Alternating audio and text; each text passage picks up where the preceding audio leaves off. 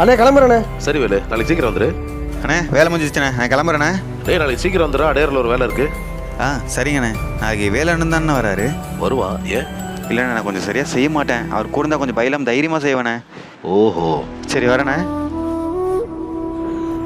அண்ணே வணக்கண்ணே. வா வேலு, நான் சொல்ற வரைக்கும் நீ ஸ்டோர் ரூம்ல இருண்ணே. ஏண்ணே? சொல்ற வேலு. சரிங்கண்ணே. அண்ணே வாடா, இன்னைக்கு வேலை லீவு, வேலைக்கு நீ தனியாக தான் போகணும். லொக்கேஷன் அனுப்பியிருக்கேன், போயிட்டு வா. அண்ணே வேலையை பக்காவாக முடிச்சிட்டேண்ணே. வேலு, ஏண்ணே என்கிட்ட அப்படி சொன்னீங்க? வாழ்க்கையில் எல்லா நேரமும் எல்லாரும் நம்ம கூட இருக்க மாட்டாங்கடா. சில நேரங்களில் நம்ம தனியாக தான் நின்னாகணும். நீ போகும்போது உன் முகத்தில் இருந்த சோகம் வரும்போது சிரிப்பாக மாறிடுச்சு. எப்படி? நீ உனக்குள்ள இருந்த பயத்தை எதிர்த்து போய் வேலை செஞ்சதுனால. எல்லார் வாழ்க்கையிலையும் கண்டிப்பாக இந்த மாதிரி சூழ்நிலை வரும். நீ இதை புரிஞ்சுக்கணுன்றதுக்காக தான் உன்னை தனியாக வேலை காமிச்சேன். இனிமேல் நீ தனியாக போய் வேலை செய்வல்ல,